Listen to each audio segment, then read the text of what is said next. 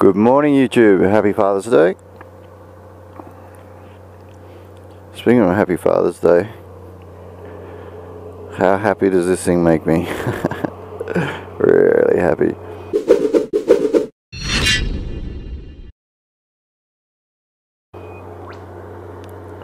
$10,000 Ks I've done on this thing, a little bit over. It's a 2016 Carbon Grey Ninja 1000. It is a fantastic bike.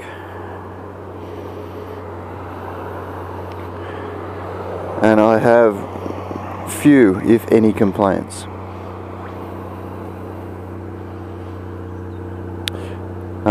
Quick little update on the bike. I have already done a review of the bike, which is a 5,000 K review. But this is a review at 10,000 Ks. I'll take you through all the features of the bike. It has 6-speed gearbox, 1043cc ABS, traction control, 4 modes of traction control off, which is handy for doing wheelies. 1, 2 and 3 are just ranging in different levels of traction controlness.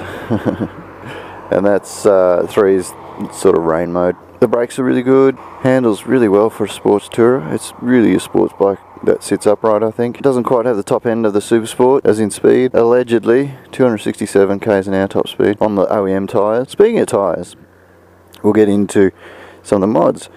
As you can see, brand new Angel GTs. I put them on 2 days ago. I did go a little bit different on the back. I went 190/55 R17. OEM is a 50 series, not a 55. So it's a little bit taller in the back end.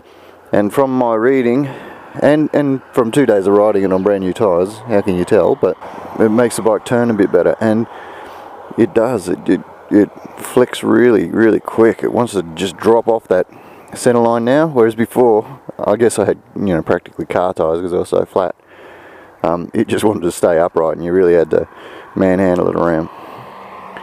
But those tyres, so far, the whole 2 days experience, are really good. But I'll do a proper review on them later. Other mods, the tyres sort of change the profile of the back end. My little spools, Oggy knob paddock stand spools, Vance & Hines CS1 Urban Brawlers, just on the standard system. They just slip on, moving forward through the bike, just a tank protector that's been on there since I bought it. 3-inch mirrors, Joby camera mount, little furry camera, then the headlights. The OEMs were really bad. The next bit that I will change are these. I'll put in some adjustable, both in reach and length, integrated tail light, so it's brake light and blinker, and they're sequential, so they sort of go out from the middle. Obviously, this weird looking thing here, I spoke about it last time as well. It's just the latch, I guess, for the tank bag. So tank bag, the good thing about this, it's got this solid plate underneath. Chuck him on, and there you go. Doesn't touch the tank anywhere, which is awesome. So no scratches on my beautiful black tank. Now, we will take you for a strap, but first up I'll crank up the motor, and you can listen to the pipes and just see how different they are. And I'll have a little talk about it. So as you can see, it's not that loud. I'm standing in line with it. It's just not loud, like you'd think it would be. That's because it's still got the standard exhaust system. So the CAT, or the catalytic converter, is just there. And it's basically a giant muffler anyway. So you could just run them straight. You wouldn't even have to have a pipe on the end. And that's all these are. They've got nothing in them. They're just metal. I think it sounds much better. You've got a bit more throaty back end. But anyway, let's jump on and go for a strap. Someone's kindly dropped a shit tin of oil here. So I haven't really done that much to it since the 5K video. What complaints do I have about the bike? Well, none really. For what the bike's designed to do, it does it bloody well.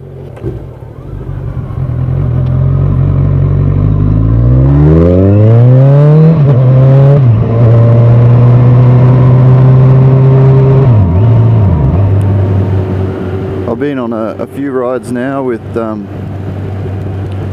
few different types of riders, and the bike does well. I think it all comes down to the rider. If you're a great rider, well, the bike's going to perform well, and if you're, you know, a quieter kind of rider, well, the bike still suits you. It is that good. It just does whatever you want. I have finally, after a good 6 months, probably a little bit over 6 months now, that I've owned the bike. I've owned it since brand new. I finally sort of bonded with the bike, if that's the word. But I understand what the feedback is, and I've got a lot of confidence in the bike and what it can do. And whereas when I first got it, the front end, I wasn't real confident with it, and I just always had this feeling that it was going to slip out.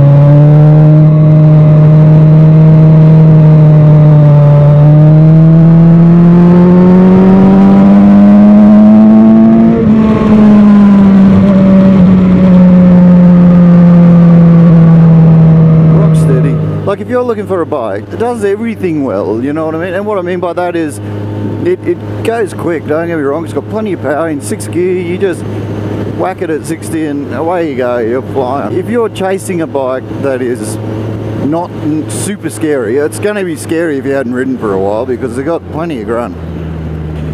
But handling wise, it turns really well, but it's not twitchy. This is quite neutral. But I mean, I can change direction on this really quick. I mean, all you need is a little bit of technique, and that's just you know, counter steering, a tiny little bit of weight. Look at how this thing twitches. But look at this. You can run over bumps, no hands, no head shakes. I was getting little wobbles coming through there, but that's change of direction. And I was a tiny little bit crossed up on that change of direction, where the front wheel's sort of coming off the ground a little bit. But that's to be expected on any bike. But it doesn't go, you know, it just rides through it.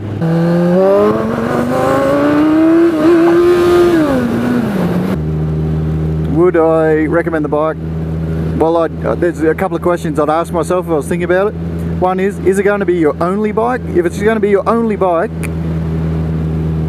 I think it's a tick in the box for this one.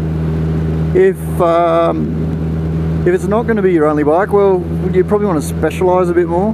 The other question I would ask is, what kind of riding do you do?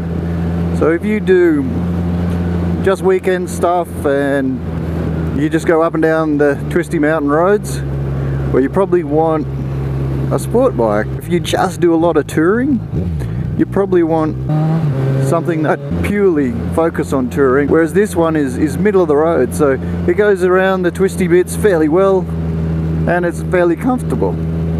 It's fairly upright. You still lean forward a little bit, and if you're not the kind of rider who grabs onto the tank with your legs, well, your wrists will get sore after a while as well. But the bike is comfortable compared to a sport bike. I would still buy the bike if it was going to be your only bike. I don't know if you can go too much past it. I don't think there's too much better than it for what this thing's designed for. So I will stop here, because this is a similar spot. This is where I stopped last time for the 5,000k review, so I'll stop here. We'll just get off and quickly have a look. So that's the beast.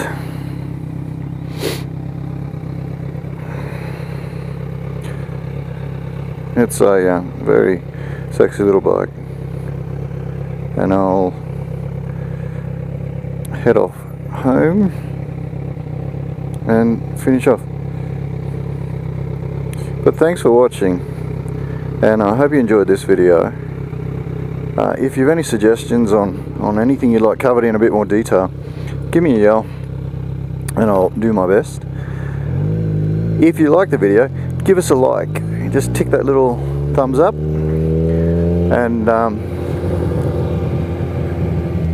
if you're new to the channel, just think about giving me a subscription. I really do appreciate it. It means a bit to me. Every subscription I get sort of pumps you up a little bit and gets you going a bit more. And I'm constantly trying to improve what I'm doing. And if you're a returning visitor, I'd like to thank you, sincerely thank you for supporting me. Just, you know, and I know it doesn't sound like much, but that subscription, it I don't know, it's a real psychological boost. Every time I see another one, it's like, oh, thank God I'm not doing it for nobody, sort of thing. You know, I do it for myself too. I like watching the stuff I do, but it's nice when someone else appreciates it enough to subscribe and want to see a bit more. So thank you all, really do appreciate it. Didn't say how big it had to be, did he? It was okay-ish for me. Not a joke, really. Definitely not. Anyway, so this is half the challenge. Now I've got to eat a snow cone somewhere.